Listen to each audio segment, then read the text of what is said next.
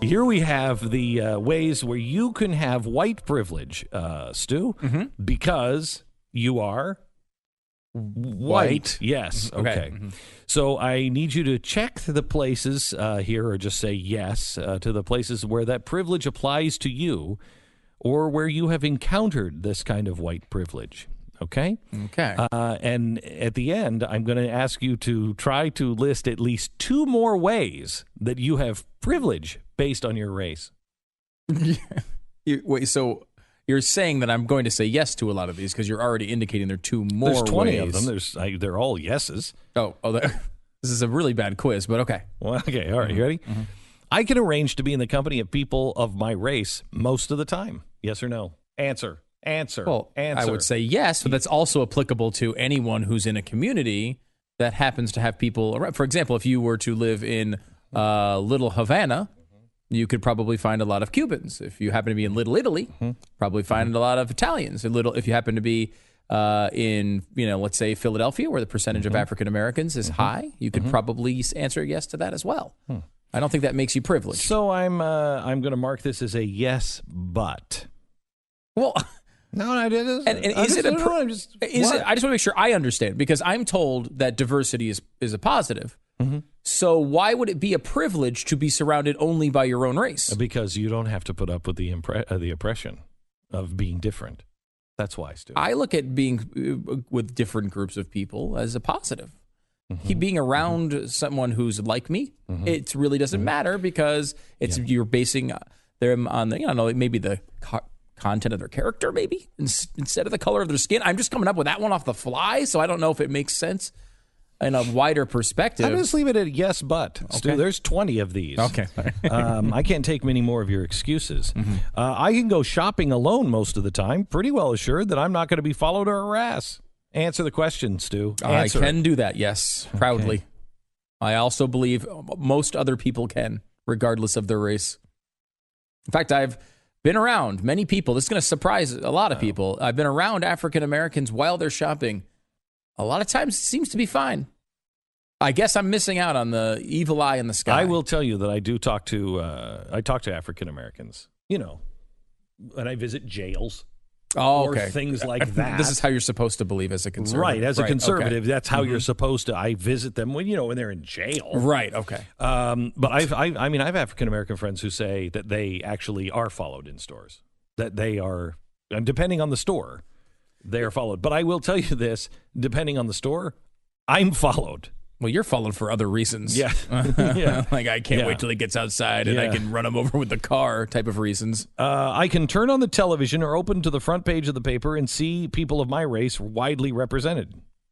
I mean, we're in a country that's 72% white, 74% white. So Privilege. That would privileged. That's not privileged. I don't feel good about that. What is that? Privileged. Why? Wait, because I can understand. You could say you don't ever have to feel like an outcast. You feel like you're saying. I can understand. You say you walk into a room and everyone is not a safe zone for me right now. I just want everybody to know I feel very unsafe. Being around this bigotry, I feel very, very unsafe. I do. I feel unsafe. Bring that to the table, but. If you walk into a room and everyone else raped right now, no, you're not. I feel like I'm being raped. That's right really now by him. Icky. So if you walk into a room and everyone else is the opposite race, you could say, in theory, right, that you may feel judged, right? You may feel like you're alone. Okay, I don't know why, because if you see people as people, you wouldn't feel that way. But let's say you feel that way. I can kind of get my arms around that one. I can totally I can sincerely get my arms around that. If you've never walked into a room, because I have, and I'm not talking about race. I've walked into a room full, I just did it last weekend, a room full of liberals. Yeah. And I felt very uncomfortable. Yeah, but you're being singled out because of who you are as an individual. And I think here they're talking about who you are as a group. Like, I don't walk into places and say, oh, my God, I'm the only white person here, and feel weird about that. I mean, you might notice it because it's a cultural difference, but I don't feel bad about it. And I would hope that's the same case with African Americans. In fact, it's much more common with African Americans because they live in a country, if they live in America, where it's 76% white. So statistically, this would happen much more often. There's a yes, but. No, wait, hold on. Wait, there's more to that one. What was the question again? I can turn on the television and the front page of the paper and see the people of my race widely represented. And that's what I was getting to, is that, like, you go into a room, at least you could theoretically feel oppression. How are you being oppressed by the front page of a newspaper? Well, who cares? The people are being arrested on the front page and they're white. I mean, why would that make you? Wow. Do you see it? Do you see what's happening in America? This is how this is going to go, huh? I want to make sure I understand. I'm seeing it. I'm hearing it. It's disturbing. I'm told about our national heritage or about civilization, but I'm shown people of my color, I'm shown the people of my color made it what it is. Well, I happen to listen to the Glenn Beck program where they teach me about the black founders quite often. Yeah, so no. I have to tell you that one, I can't even see that one because I've not been told that it's just a group of white people that have made it. I hate to be old-fashioned, but I see people as people. I can be sure that my children will be given curricular materials that testify to the existence of their race. Testify to the existence of their. I can be sure that my children will be given curricular.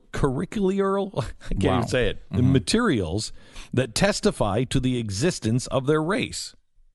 So, is there a African American denialist society that is like the flat earthers? I've never met the people who deny that others exist except white people. Yeah, that's a weird one. And what is it called? I mean, even the worst racists, the reason why they're racist is because they're trying to kill everybody else. Right, at least they are acknowledging. They're acknowledging that there are other races. And what is that in a test or what was it? I don't even know. Curricular materials that testify to the existence of their race. It's interesting. When I took the SATs back in high school, I didn't do much studying, but I did do hey, here's how you take the SAT test reading period, which I read a couple books on it. And one of the things I remember from it was there was a controversy about how these test materials did not properly address the African American communities. And so this is before I took the test. So in response to that controversy, they added questions about African Americans to the SAT, which is, of course, a kind of a silly response, right? But okay. Kind of sounds like a racist response. It kind of does. I'm going to change the test for a race. Question 1, question 2, question black 3. It's crazy, right? So, but remind me. I have a dream today. But I'll get to that later. It's something else. It's about getting test questions for African Americans. I think that's what it was. It's racist to believe that one race of people are not people. Right. They have bad people. They don't have bad people. people and good people. Mm-hmm. They're people. And it's racist to think that African Americans can't handle bad people of their own race. Yeah. I can go to a music shop and count on finding the music of my race represented. What year is this? Who goes to music shops anymore? The music shop is iTunes, and there's plenty of people represented in it. There's lots of music shops. There's lots of music shops. You just don't want to admit to them because of your white privilege. There's tons of music shops. I say, you look it up. Google music shop. I bet I could. Okay. You Google your town and music shop, and you are going to find a ton of them. If you live in a white area. I will say, too, black people have a lot of legitimate things to complain about. The fact music is not one of them. Right, they're very well represented. Let's see. I can go to the supermarket and find the food I grew up with. Well, yeah, there's a lot of weird stuff like avocado and mangoes that I didn't know existed back in the day. Right, I didn't grow up with a lot of that stuff. A lot of flaxseed. I don't remember flaxseed or chia seed. If it's like, pig's feet, there's a lot of, Southerners that are eating pig's feet and weird stuff that, no, you don't necessarily have that in Wisconsin.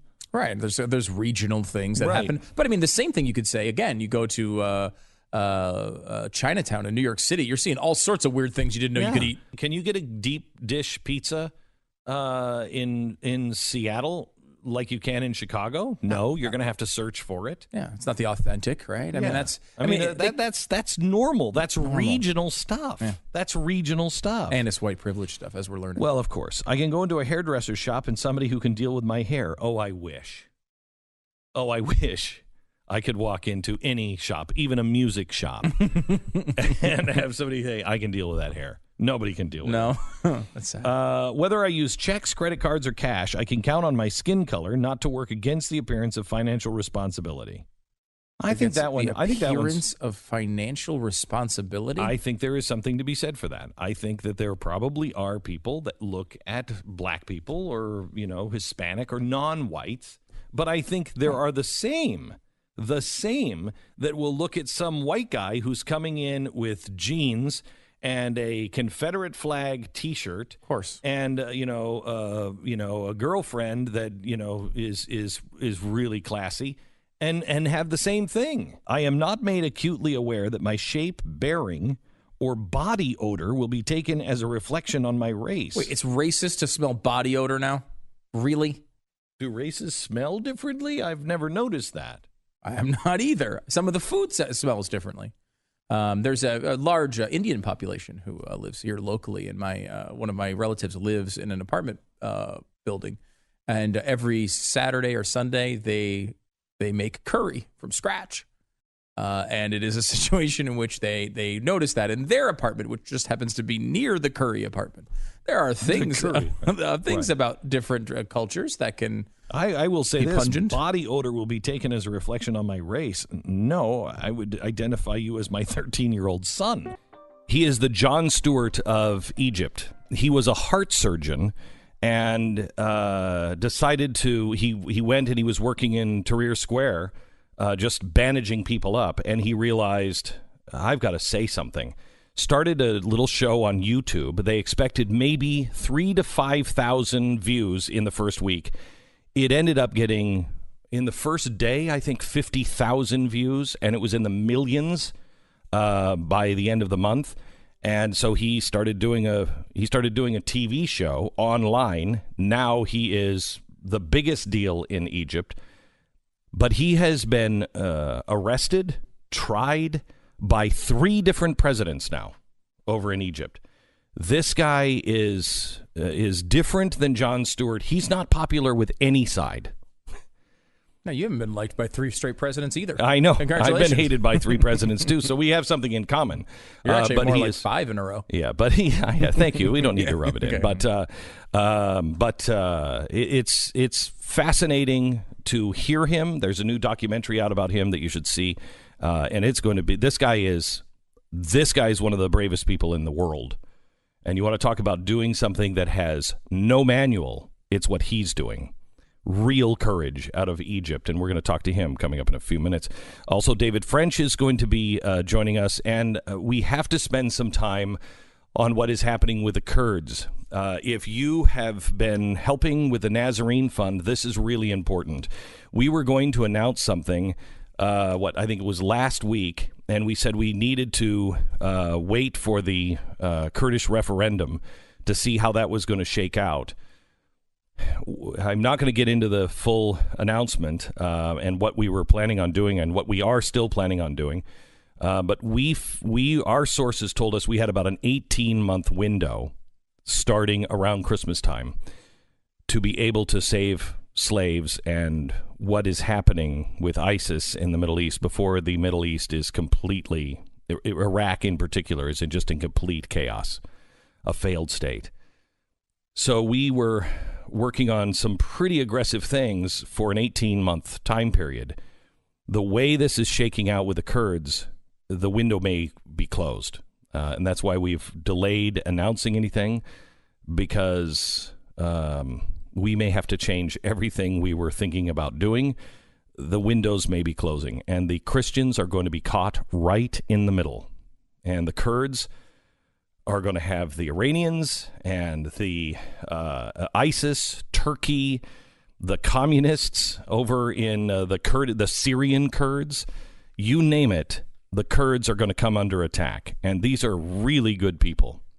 And we have to discuss that today. But I would ask for your prayers for the Nazarene Fund. I would ask for your prayers for those Christians and those Kurds and those innocent Iraqis that are caught in the middle of this. The Middle East is about to dramatically change. This is as big as the Arab Spring. It's an amazing read, and he joins us now to talk about that, and also Judge Moore's win last night. So, David, welcome to the program. Let's start first with Judge Moore. If you have any thoughts on that at all, what does that tell you? What happened last night? It tells me that the populist wave that swept Trump in, and a populist wave that really is dominant in the South, is still dominant. I mean, a lot of people forget that Trump really really began to lock down the nomination in Super Tuesday, which was a Southern-dominated primary. And if there's one thing, if you follow the politics of the South, if you studied the politics of the South, populism has sold here for generations. So it doesn't surprise me at all. I mean, it is populism in the South. Boy, this is so controversial. And please, if you're listening in the South, instead of getting mad, let's have a discussion and talk about actual history. But populism in the South really, with Reconstruction and even the Civil War, populists created this illusion that the Civil War was not about slavery. It was about states' rights, which is so clearly debunked if you just read the Confederate Constitution. I mean, you don't have to have any conversation on it at all. But populism has swept the South up into this glory days of this was about something different than slavery, and it continues through today. So I'm reading a few people, David, that say that Judge Moore is actually a great constitutionalist and a great conservative. He's not a great constitutionalist. I mean, this is a guy who he's a populist folk hero is what he is, because of his stance that he took regarding the Ten Commandments. And he's a person who will catapult to defame by defying federal court orders that were lawful court orders that he disagreed with. And so he decided to defy them. Now, look, that's all well and good when you love his cause and you hate the order that he's defying. I'm somebody who's been arguing on behalf of the constitutional rights of students and faculty members in college campuses, and we could pretty much bank on colleges not defying those court orders. I mean, if we have a world where you just defy the court orders you don't like, it's a lawless world. But it made him a folk hero for a lot of folks, especially for the folks who dominate a primary electorate in the state of Alabama. And so it's nothing about this is surprising. This is exactly what you would expect. And I think the populist sort of wave has not abated at all down here. And I live in Tennessee. I just live about 40 miles north of Alabama. You can feel it. The populist wave has not abated at all. They still support Donald Trump, but to the extent that they're disappointed with Donald Trump, it's mainly when he departs from the populism of the campaign. Why is this dangerous to the average person, David? They don't understand why the wrapping yourself in the flag and populism is a bad thing. Well, often it's not based so much on ideas as it's based on an attitude. It's based on an anger, and it's based on a rage, and it's based on frankly, a misunderstanding that this is the only way to win. This is the only way to defeat the left. And so what you have are politicians who are capitalizing on emotion. They're capitalizing on feeling, and they're not advocating particular ideas. And what begins to happen when that happens is you start to define yourself by your opposition to the other side as opposed to what you're for. I mean, and you see this all the time. You see people who define whether or not something is good by the number, the gallons of liberal tears being shed. Mm-hmm. And it becomes inherently divisive. It becomes devoid of ideas. And the odd thing is as populism increases, you'll actually have greater rage even with less ideological separation. I mean, Think of the 2016 election. Yes. Donald Trump and Hillary Clinton were two of the least ideological candidates in modern times. Hillary had been on every side of every issue except abortion. Trump had been on every side of every issue, including abortion, and yet it was the most vicious race of our adult lifetimes. That's what happened. So I was talking to Brad Meltzer, who's a great historian and writer, and we had a conversation yesterday, and I said, we have abandoned the Judeo-Christian heroes. We have abandoned Moses, who was not a warrior, and we've abandoned Jesus, who was not a warrior. And what I can't say that this is true for the entire West, because, Europe still has enough of the fascist communist love in them that they like a strong man. But it's not the same as it is in the Middle East. And then when you went to Europe, it lessened. And we had Jesus and Moses. And when he came over here to America, we really believed for a long time, blessed is the peacemaker. Look for the humble person. Look for the quiet person. And walk softly. We've abandoned all of that now. Haven't we lost the essence of who we are if we can't get back to a point to say, the reasonable person, the quiet person, the peacemaker is the hero, not the one that punches people in the face? Well, I think we're really on the knife's edge here in the sense that if we don't turn back from this notion that character no longer matters in a president, for example, or turn back from the notion that the ends justify the means, or to use a popular phrase from the left, by any means necessary, the polarization that we experience now is only the beginning. And one of the more discouraging things that I've seen, again, I live in rural Tennessee here in the South. It's a very evangelical area. And the number of my fellow evangelicals who profess to believe that character matters in politicians has plummeted. Yeah. Plummeted. They don't even seek it anymore. They don't seek character. And character is destiny in so many ways, as my colleague Jonah Goldberg is fond of saying. And when you have low character, you're going to the results that are achieved, the long-term cultural damage, all of those things it's going to come back to bite you, the extent to which you wrap your arms around people of low character. And that is a problem that we're confronting in this country. And look, it's on both sides.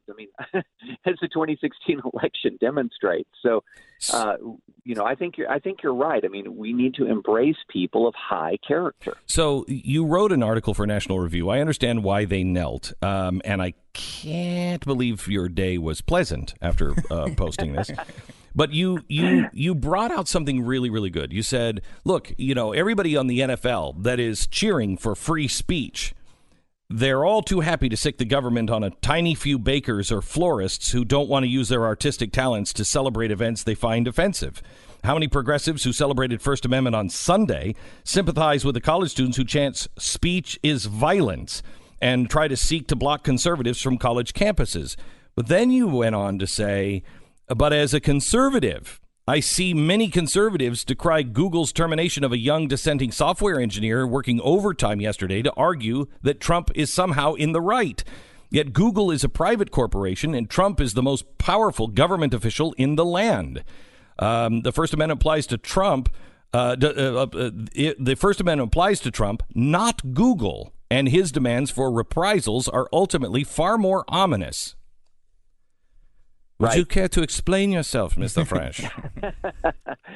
Well, let's back up a minute. What we're talking about is a protest that was petering out. Colin Kaepernick was out of the league. There are a few people here and there who are kneeling.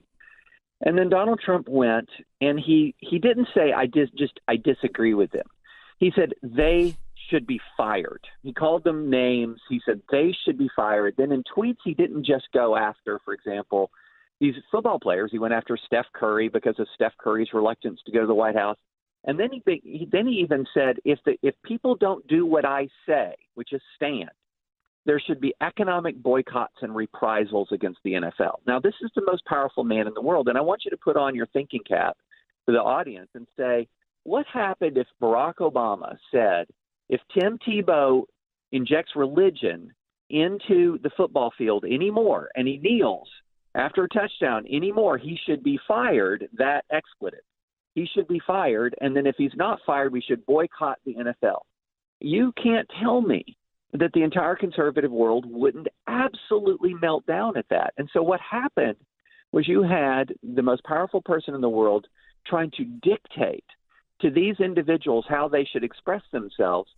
And look, what happened last Sunday wasn't the Colin Kaepernick Black Lives Matter protest. That wasn't what happened on Saturday. What happened on Saturday was people saying to the president, you don't dictate how we speak.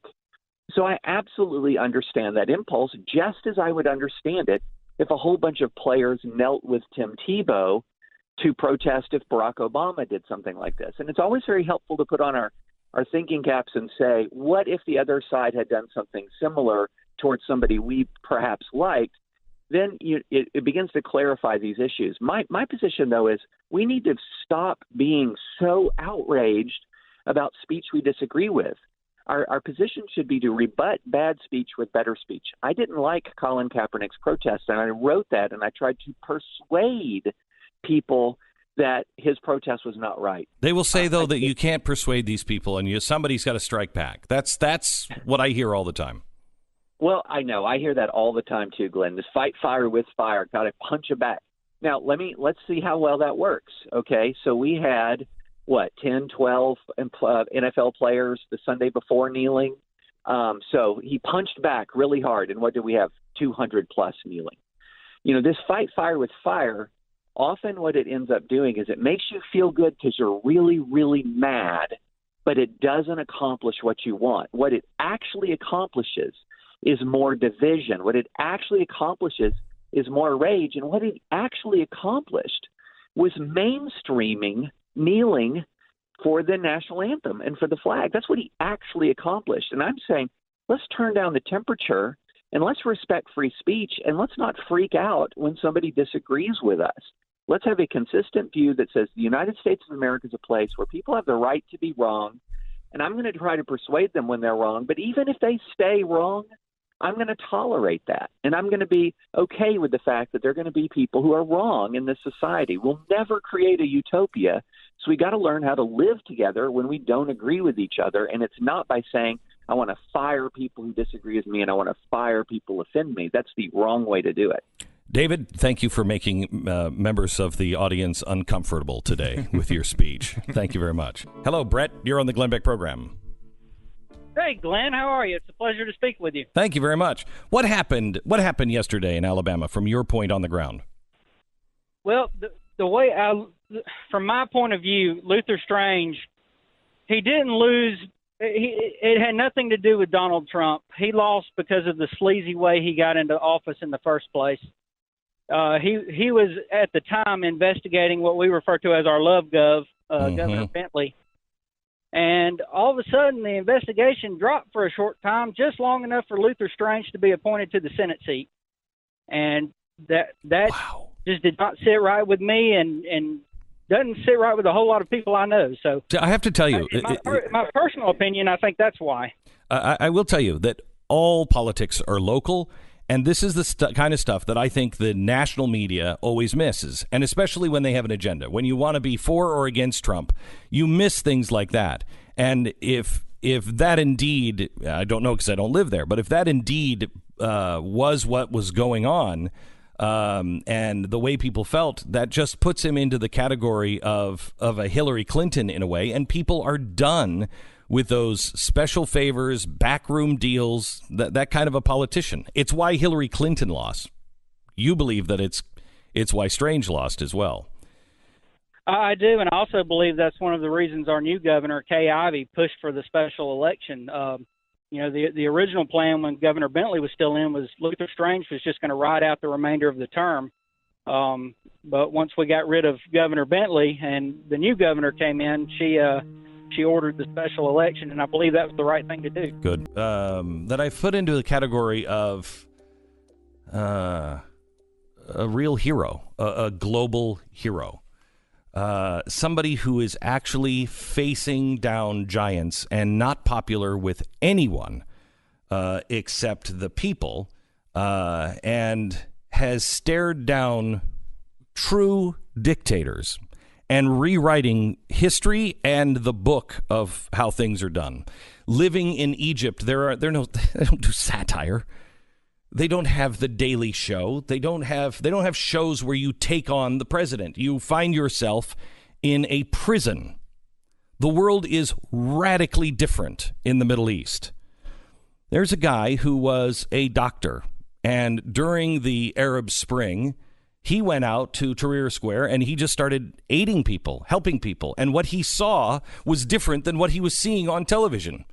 He decided to do a YouTube television show with a friend, and it became an overnight success. Gigantic. Before you know it, he's now doing a television show where he's actually taking on the president of his country and doing things that had never, ever been done before under a dictatorship.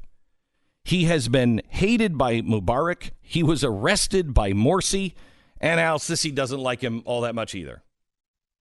His name is Dr. Bassem Youssef, and he joins us now. They call him the Jon Stewart of Egypt. Welcome, Bassem. How are you?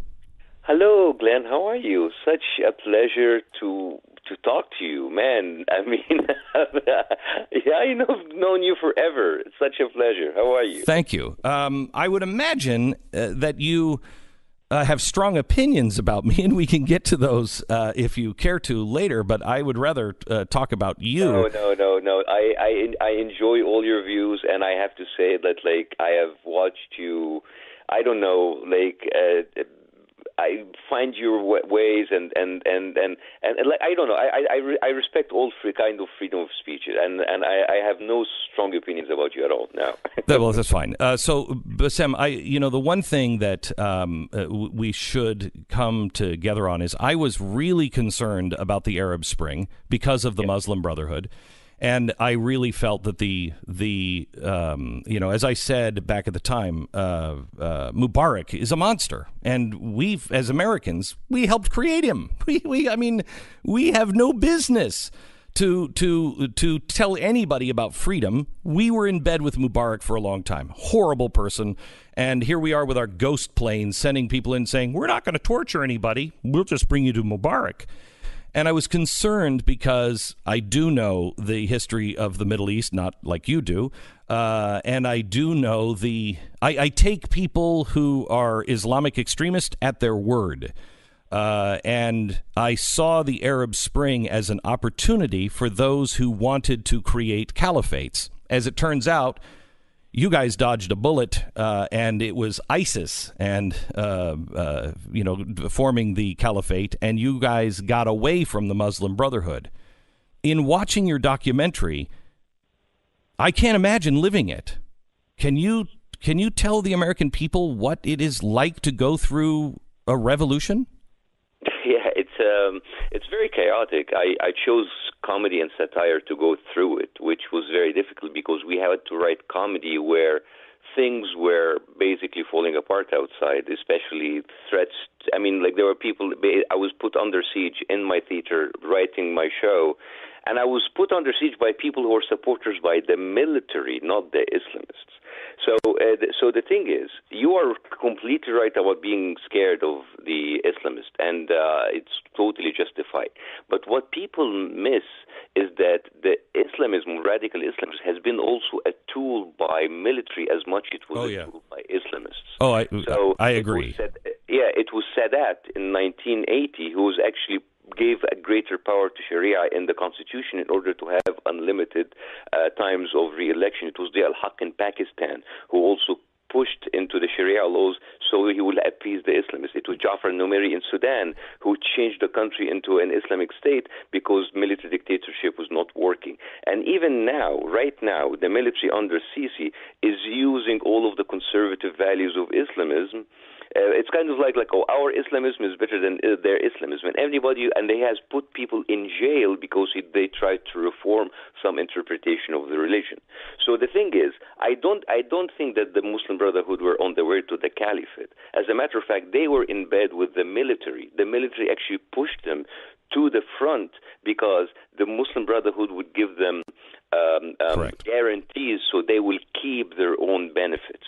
So it is basically a game. You know, the most radical people in Egypt are the Salafis, which is kind of like the right wing. It's kind of like Muslim Brotherhood on steroids. They were created by the Mubarak regime. And why? Because these military regimes, they tell the West, hey, we are quote-unquote secular. If we go, you will have these people to deal with.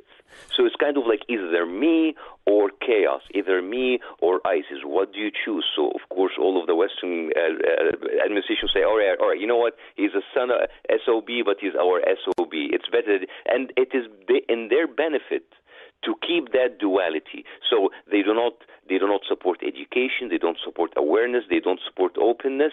It is their own best interest to have people stuck between the duality, the bully with the gun or the bully with the Sharia.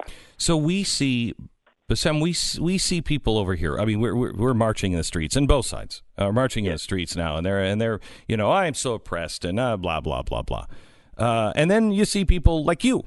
Where people in America don't have any concept of going on television or going online and telling a joke about a president or a leader and then being arrested for that or being disappeared. Yes. And this is a blessing. I mean, I know that you guys are always kind of concerned about how, like, the state of democracy, and I think this is a good thing.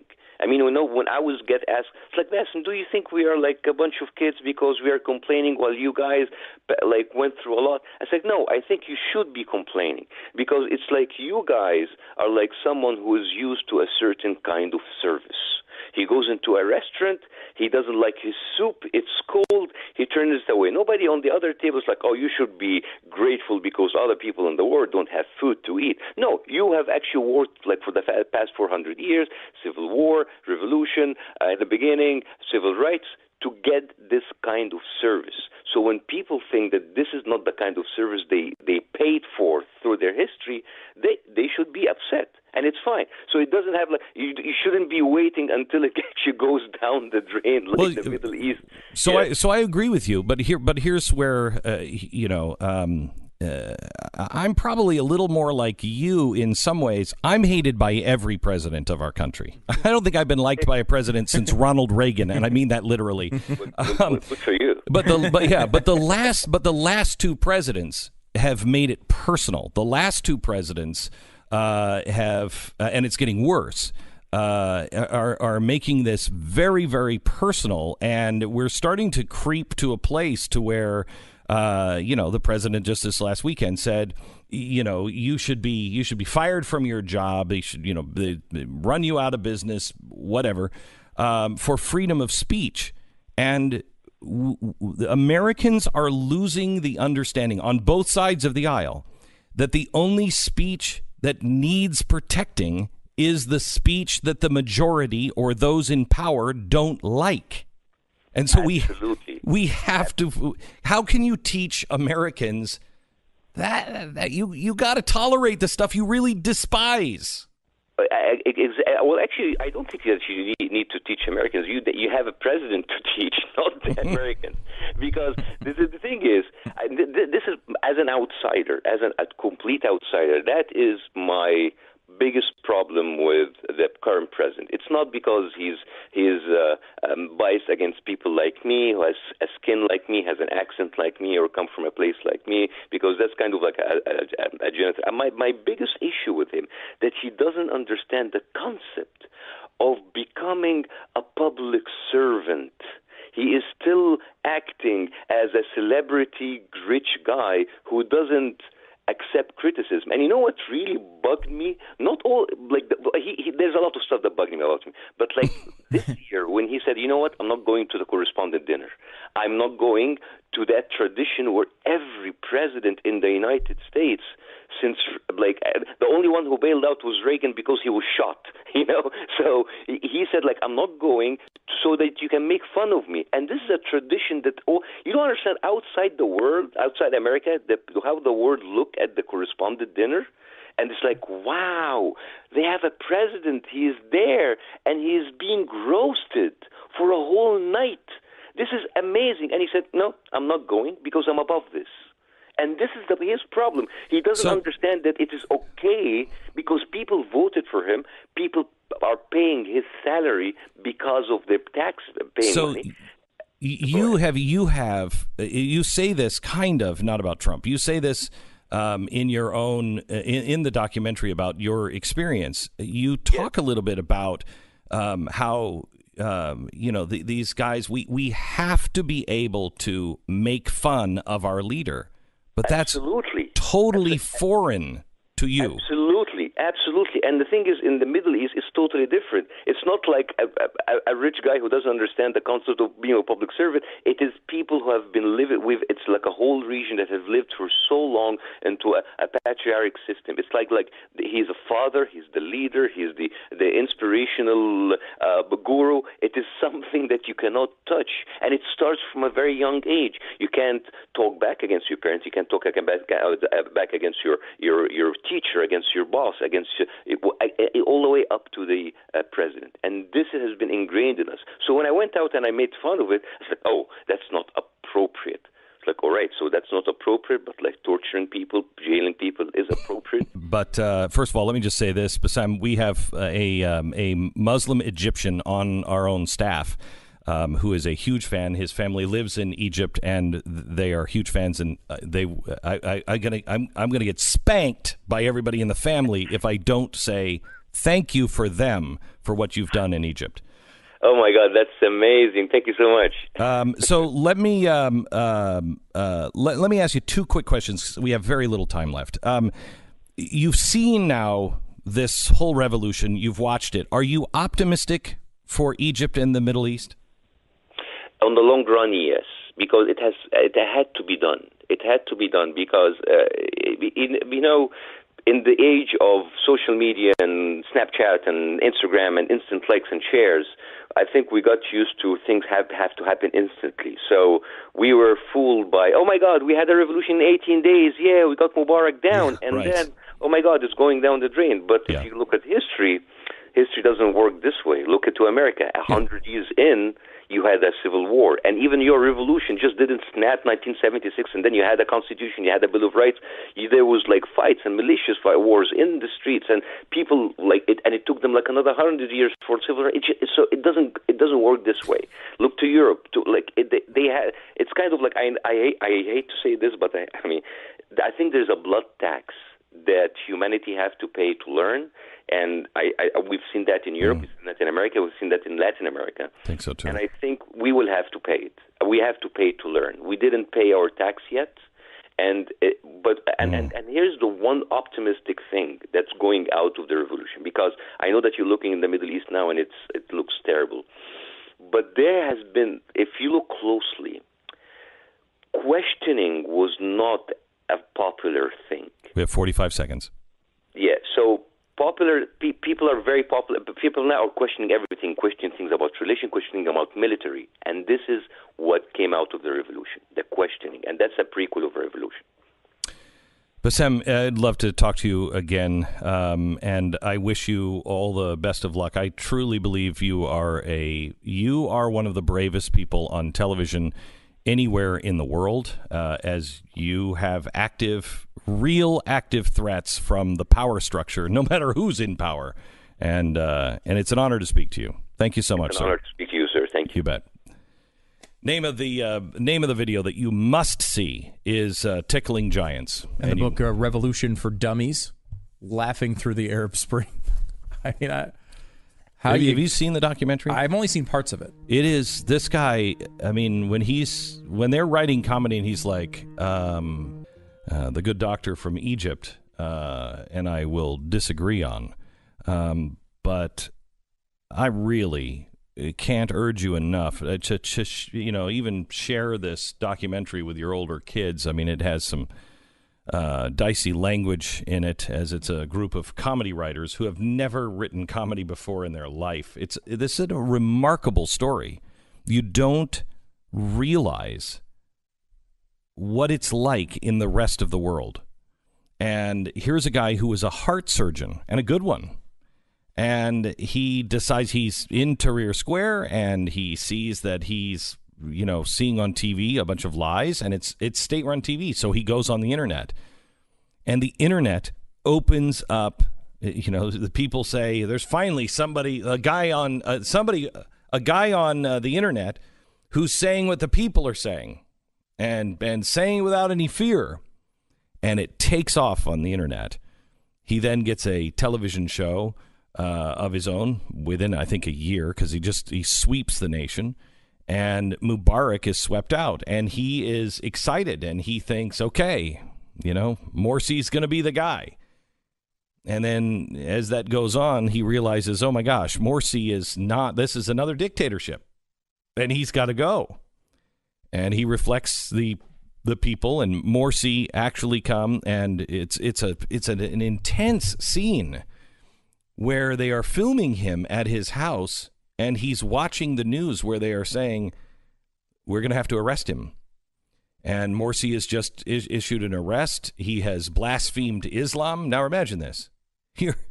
You're living in Egypt. You have mocked the Egyptian people and government, and you've blasphemed Islam. He's dead. He sends his family away and says, you got to get away from me. And then he's sitting there in his home by himself, and he's just watching the news, and he realizes, I've just got to go turn myself in. And he turns himself in with all of the clerics and everything on television, on state-run television, saying, do you have the right to shoot him? Not yet. Not yet. He turns himself in. Luckily for him, the Supreme Court lets him go, and he returns. Morsi is then toppled. Al-Sisi comes in, and Al-Sisi is using his power to also crack down. There's a chilling thing. I happen to like Al-Sisi myself. I've seen what he's been doing in many other areas. This is the first time I've seen what he's been doing with the media, which I didn't like. He's talking about, hey, it takes time before I can get control of the media and tell them what to say and what not to say. But that's the culture over there. And we as Americans need to understand, we got some problems. We do have problems. But we don't have problems like this. And we can't silence dissent. We cannot create this. Yeah, he's being gracious, too, when he says, and if you haven't seen, the documentary is called Tickling Giants, where we just talked to the guy it was about in Egypt. They call him the Jon Stewart of Egypt, basically meaning he's a comedian in Egypt. But, taking stands in such a different way. I was watching this show, a clip of it last night, the new show on Comedy Central, and they're launching it. Basically, it's the Colbert Report. Yes. But they're trying to do like an Alex Jones thing with it. Mm-hmm. And so I wanted to see, is this going to be any good? You want to, So I watch a little bit of it. And he starts it with this monologue about how he's mocking the right, which he includes Alex Jones in for God only knows what reason. But he's mocking the right.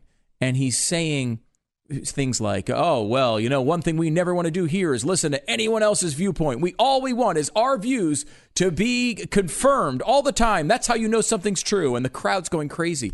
Do you not see that you are illustrating your own point with your audience? Mm-hmm. What world is this? Mm-hmm. You're sitting here saying, while your crowd is cheering at their views being confirmed, you're criticizing the other side for wanting their views to be confirmed.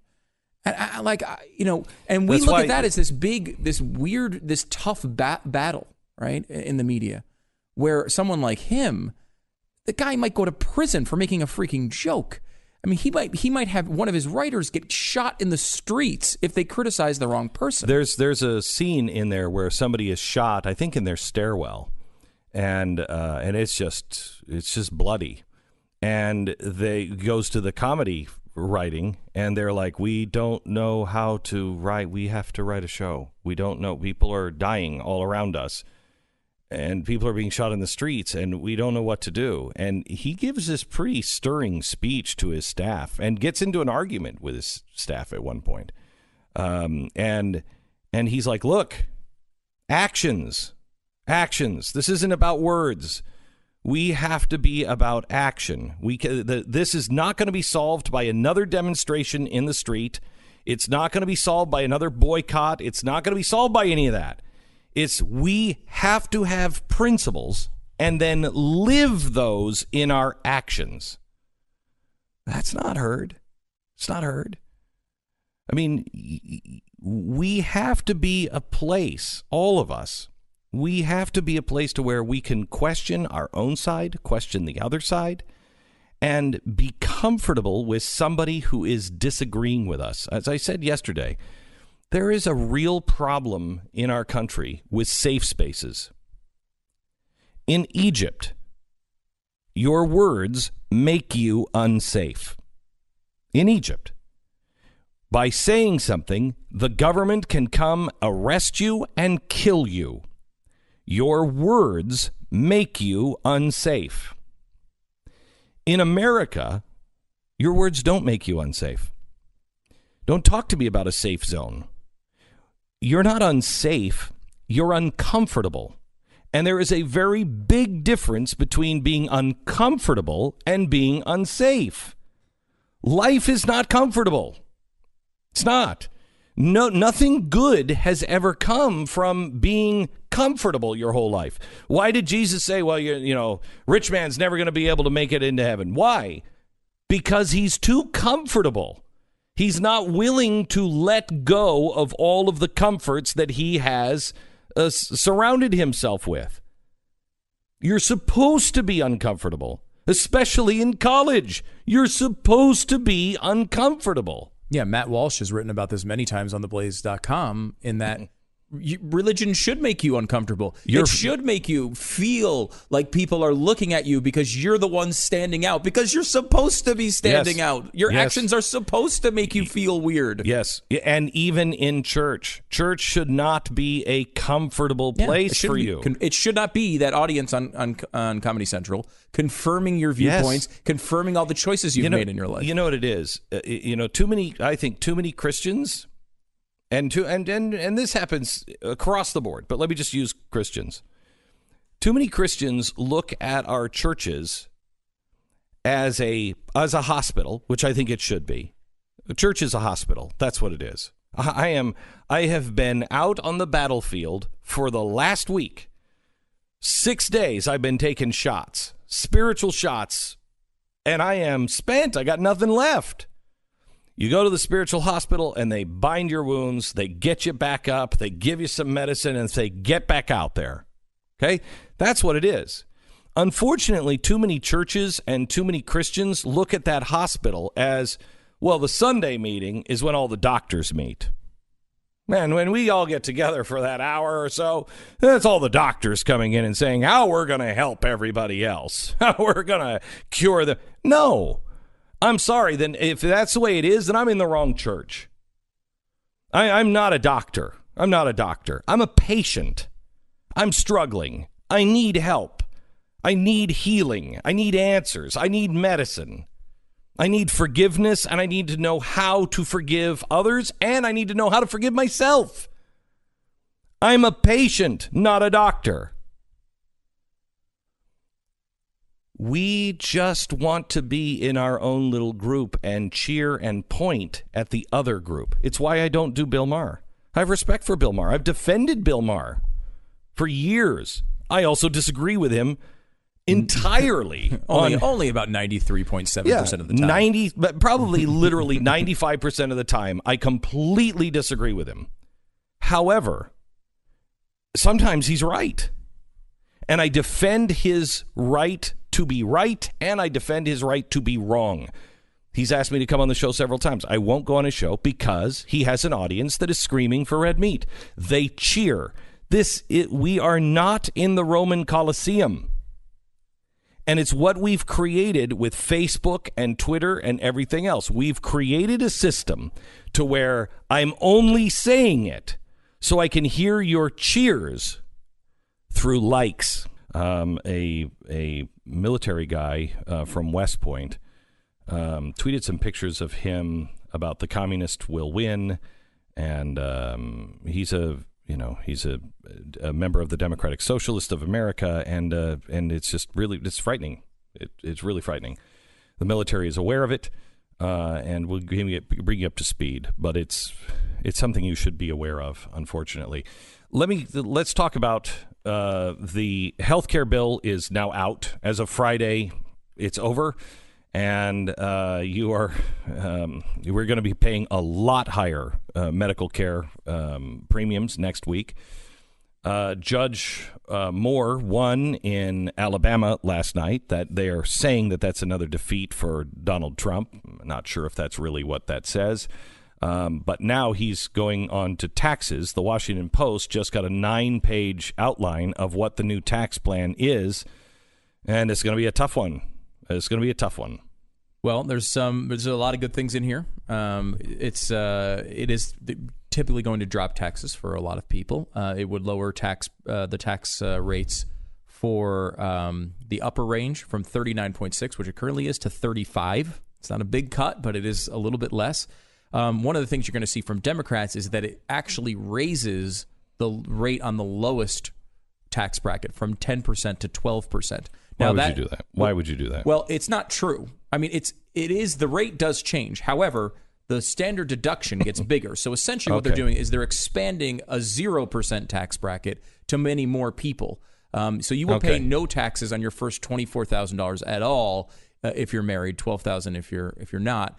So, but the rate, they will have a talking point to a lot of people that are not paying attention with the rate going higher from 10 to 12. Yes. Now, I will say all the rates, all the individual brackets are higher than what Trump ran on in the campaign. That is it's something to know. His rates were lower then. There's some other tax benefits for individuals. The biggest changes really come for corporate rates. They will lower the sole proprietorship and S corp, those rates.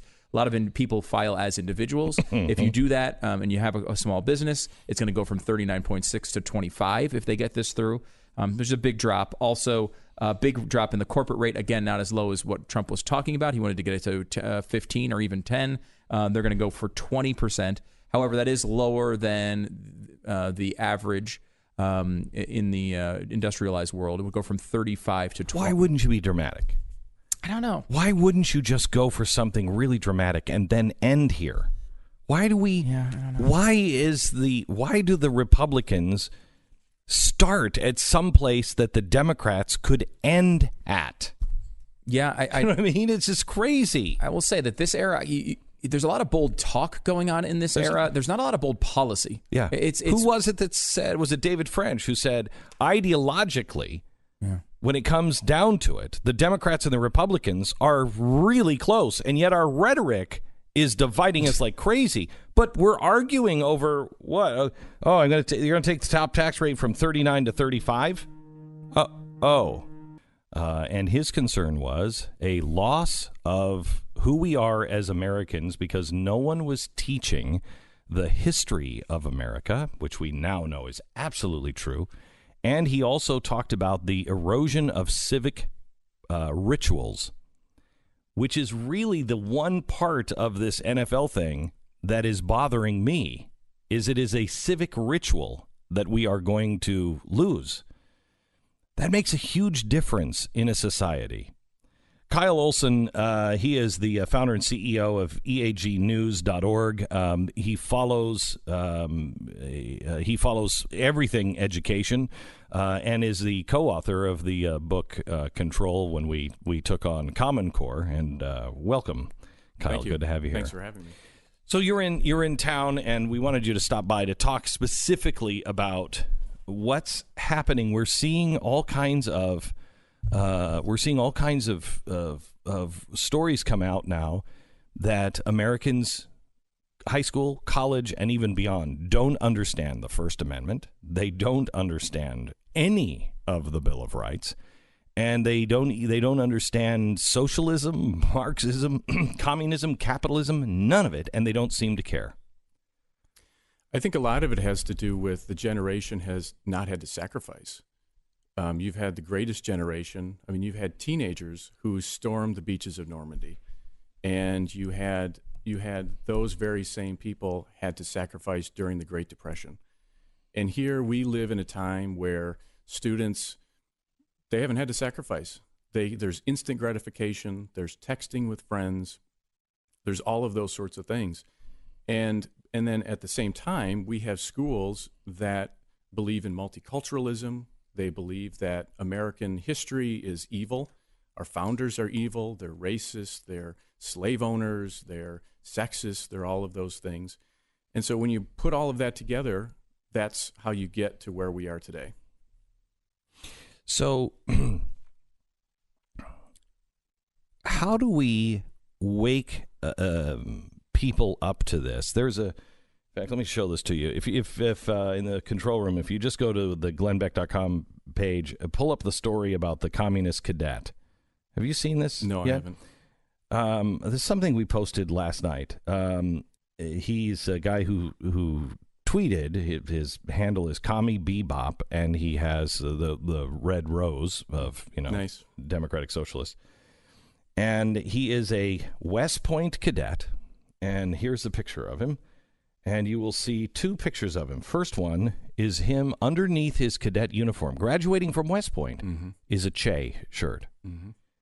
Below that, the other one is him standing here with his uniform and his hat. And inside his hat, he wrote, "Communism will win."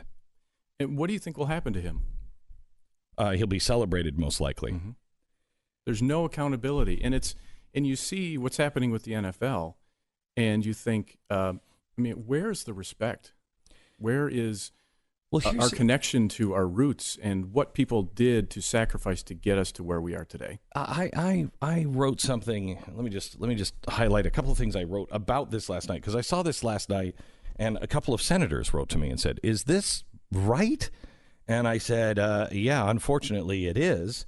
And so what I wrote was, what politicians signed their name for this cadet, because you have to have politicians sign your name. The only thing that killed more people over the last 100 years than communism is disease. 100 million dead, and the deadliest government system in all of human history. This ignorant, foolish, and reckless boy. How can Americans be so obscene and so stupid? What would the press say and the left and the media say if in his hat it said "Fascism will win" and his T-shirt had Hitler? We would all be outraged. We should be just as outraged on this. But we've raised a generation that doesn't even understand what communism is. That's right. It's a killer. And we talk a lot about the Holocaust, which is important, and we need to talk about that more. But look at what Russia did to its own people and the tens of millions of people that died under Stalin and all of the others. Jews. All the Jews. I mean, the pogroms of the Jews. I mean, he did it too, and yet it's okay that somehow or another we forget this about Stalin. Yeah, I mean, this is from the New York Times. For all its flaws, the communist revolution taught Chinese women to dream big. That's the New York Times. Yeah. I mean, it's the way it happens, and I think it's such it's so embedded now. You're working on something to kind of get to this a little bit earlier. Try to get kids earlier so they understand the basics about history and so what are you doing? Right. So I've been working at EAG for 10 years now, and we have focused a lot. We've been outraged at the problems. And so about 2 years ago, I started thinking about, well, why don't we be part of the solution? And why don't we provide a different type of current events curriculum that parents and teachers will want to use? So next month, we're launching Lumen Student News, which is going to compete with CNN and Channel 1 and provide classic American values. We'll provide Judeo-Christian values. We'll put an emphasis on American history. I'm leaving here and I'm going to Wall Builders, where we're filming segments with David. And you're never going to get that into a school. There is a huge appetite for it. Really? Yeah. I'm so glad to hear that. Because people embrace America. It's not universal, of course. It's not going to be in San Francisco, but it will be in many places that are culturally conservative. I mean, there was a story we had yesterday in Alabama. There was a school district that was threatened they would pray at the football games. and there was a atheist anti-Christian group that was threatening them with a lawsuit. And so the school district caved and said, okay, we won't say the prayer anymore. And so the parents in the stands started reciting the Lord's Prayer. There is an appetite for that sort of material. And so if people go to lumennews.com, spell it, LUMEN news.com, you can sign up. We have a promo code, Glenn. You can get 20% off. Wow. And you can sign up, and it'll be 10 minutes a day. And we're going to get into all sorts of topics. I mean, for example, it's going to be 10 minutes a day. And in our second week, we're planning to have a special where we are getting into free speech and the roots of free speech, why the First Amendment was created in the first place. I never learned that in high school or middle school. And so it's a great service that parents can sign up for, schools can sign up for, and learn about the real history of America. We are on the same exact page, and I need to figure out how I can help, hold your arms up a little bit more. We would love that. We are on exactly the same page. I started this week with playing Springtime for Hitler in Germany, from the producers. And I played it on the air today, on Monday, because I said I was watching that with my son, and 13 years old, in my house. And we got to the part to where they're singing that song, and they're doing, the dance number that's making the swastika, and he looks at me and said, "When was this made, Dad?" And I said, I don't know, 2006 or so. He said, "And the government allowed it in my house." Mm-hmm. And the government allowed it. He regretted saying it because I stopped the movie, and I'm like, what do you mean by that? Even this is why, people say, we got to reach out and go, no, we really don't. We have problems in our own home. The culture is so far the other way that even if you think you are providing a great education and you are really, they're not getting it. No. Because it's only coming really from you. Right. And I think you were absolutely right when you said it's embedded. I mean, it is embedded in the K-12 system, in the university system. One of the things we're going to be focusing on is one of the weekly segments is going to be called Work Matters. And we're going to focus on careers, trades, good for you.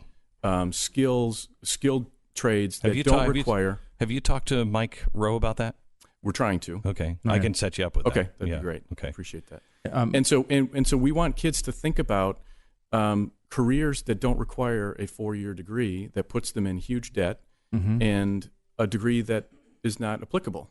Degrees that it was amazing. I met with some people from Rwanda, and they had come over here on scholarship to be able to put their country back together. And all these women were there, and it was, I'm getting my ag degree, I'm getting infrastructure degree, I'm getting a degree in, a business, whatever it is, banking. And one of them said, I'm getting my degree in women's studies and the Holocaust. And I'm thinking to myself, well, what are you going to do with that? She wasn't going back home. The rest of them were going back home.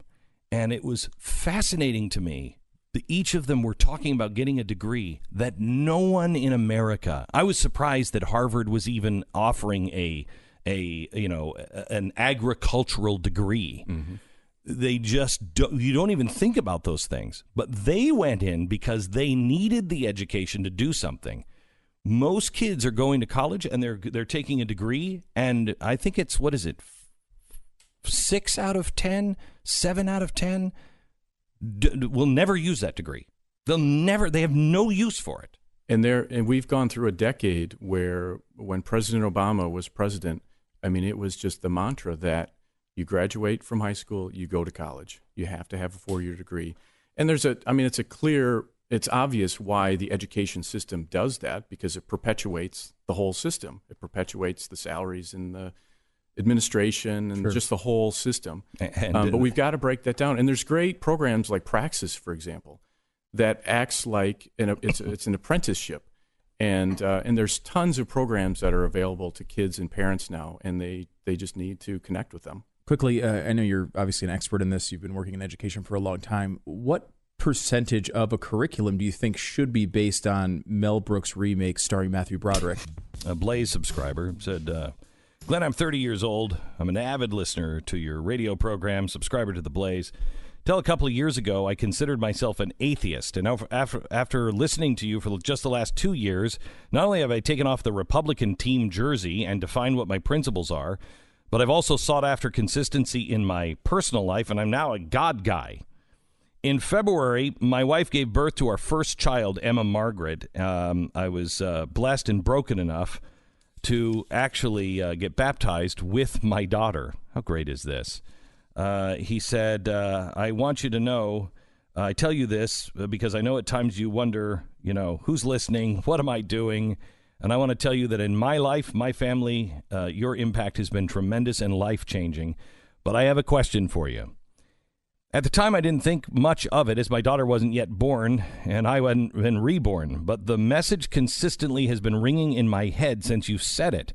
Listening to you discuss the horrors of the educational system at large, my wife and I now believe that when the time comes, I have to send our daughter to a Christ-based classical learning school in Richmond. How do we do it? And he's got several questions. I'm going to try to answer this. We're going to do something on Facebook about 20 minutes after this program. So about 12:20 Eastern time today. And I'm going to try to answer that question for you. So if you are trying to figure out what to do with school and how to find the right school, and things are getting still with the NFL. It's ridiculous. It's crazy. Instead of talking about, things like the GOP tax document, which they've come out with, and if this is the best we can do. Can I ask you something? I said to Stu earlier. Who negotiates starting at a place the Democrats would end at? I don't know. We've got the great negotiator in office. I mean, it's crazy. If they take this as is, it's an okay deal. Barely okay. Right. Barely okay. And because we have majorities in both houses and the presidency, it's not okay. You start with I'm gonna abolish the IRS. Right. That's where you start. Right. And then by the time you get to it's gonna be a flat tax of 20%, everybody's like, whew, okay, all right, that's reasonable. Exactly. Instead, we're saying we're going to reduce it from 39 to 35. You can't do it. That's where you end, not where you start. Yeah. So instead, we've gotten so carried away with this NFL kneeling thing. The Pocatello Philharmonic last night knelt before their performance. Did they yes, really? They did. They took a knee. I didn't know they had a Philharmonic. It was. I think they were performing Bach's Second Overture in C sharp, and they never got to it because they knelt the whole time. Wow. The tuba player couldn't hold his tuba. Wow. So it's crazy. It's amazing. Also, what I love now is the fallout from the Democrats over Trump saying that the NFL players should be forced into standing during the anthem. Mm-hmm. And then Attorney General Jeff Sessions said that there should be some standing rule in the NFL that requires them to stand. Well, it's a private business. If they want to do that, they could. If Jeff Sessions wants that, then there should be a rule in every bakery that if you disagree with gay marriage, you still have to bake the cake. It's a private company and a private individual. Yeah. If the individual decides that they don't want to stand for it, they don't have to stand. And if the private team owner or the NFL decides, I want to fire that guy, he can. He can. Right. That's how it works. But the Democrats are going crazy over this, and the hypocrisy is just, they're saying that Trump doesn't respect democracy. He's becoming a dictator. Here's tyranny is showing. But they're fine when the government forced all Americans to purchase a product they don't necessarily want. And if you don't, you're not in good standing with the law. That's fine. That unconstitutional move is fine with them. But you can't suggest that the players stand for the national anthem. Made cupcakes, and they spelled out like hashtag take a knee. Yes. And it's like, did you see that? If you went into that bakery and said, you know what, I want supportive of Donald Trump cupcakes, whatever it was, fire those sons of bitches. It's a lot of cupcakes. It's more my order. It really is a big order. Yeah. But also, would they be forced to make it? And I think the answer to that would be absolutely no. They would say no, and they would do it. Right. No. But I guess this is the world we live in. Speaking of which, did you see the Sheila Jackson Lee take a knee in Congress? She took a knee. Yeah. Can we? We do have Sheila Jackson Lee audio. Can we do play as well. the Sheila Jackson Lee audio? I've got other things I want to get to, but She's this so is. I mean, just hold on to your. That these individuals have a right to express themselves. But I do not join with the president that would say, wouldn't you love to see one of these NFL owners, when somebody disrespects our flag, to say, get that son of a B off the field. Okay, stop for just a second. First of all, do you really think she says son of a B in private life? Do you really think she says son of a B? Chance. I don't think so. No chance. Also, was she there talking about the cupcakes and the wedding cakes? Is she there saying that? So she's not consistent. No. And she never says son of a B. But go ahead. Do you know what you're saying? You are talking about African American mothers. You are calling them Is that a weird point? son of a B. You're calling those children's Can we mothers, stop? single mothers sometimes, mothers who have fought to overcome to get their children where they can I mean, while technically you are referring to the mother as a female dog or whatever you want to say now, the insult is actually for the man. It's not directed at their mother. When you say one you are says a son that. of a bitch, I'm talking to you, not your mom. Not your mom. It's a way to make it so that it feels like he's saying doing something worse. You know what? It is quintessential. Everybody on her side, her own family, she should be able to say halfway through, I'm disgusted by me.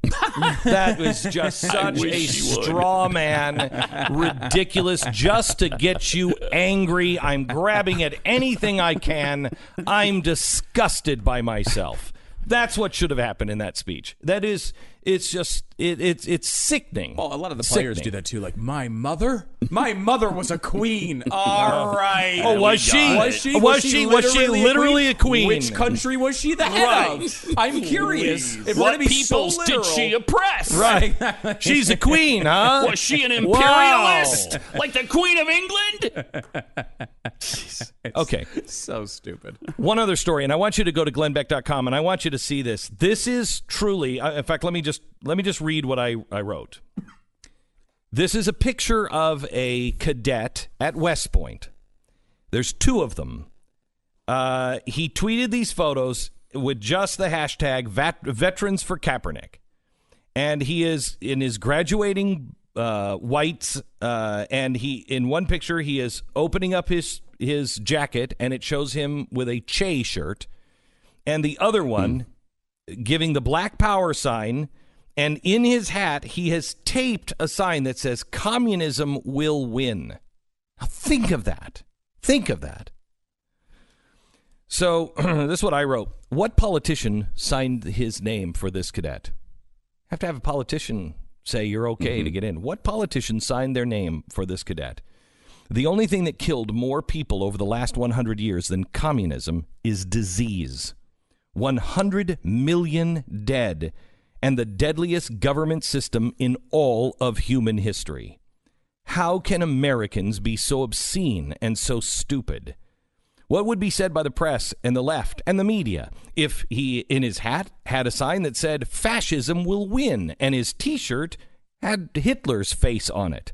Understandably, they would all be outraged, as would I. Yet there's virtually no difference. Right. There's no difference, and there's no outrage. The New York Times just ran a story that said, for all of its flaws, the communist revolution taught Chinese women to dream big. Oh, gosh. Oh, my. Unbelievable. For all of its flaws, It's a couple. they may have killed 100 million people themselves. That's the Hitler and the Autobahn argument, isn't it? Yeah. For all of his flaws, he built the Autobahn. That's a nice stretch of road. That V2 rocket was fast. China murdered 6 times more people than Hitler, and for all of his flaws, yes, he did have the Volkswagen. Yeah, but these systems were and still are toxic killers. Che hated blacks, hated homosexuals, hated anyone who was different than him and didn't agree with him. He killed them literally for sport. What bothered me about this last night, and I want you to read this editorial, and I want you to see these pictures at glennbeck.com, and I want you to pass this on to your friends. The time for laughs on this stuff, long gone. Long gone. This is like having a picture of Jews going into a gas chamber as a joke. Che was a butcher. Communism is a disease. We have failed our children as adults.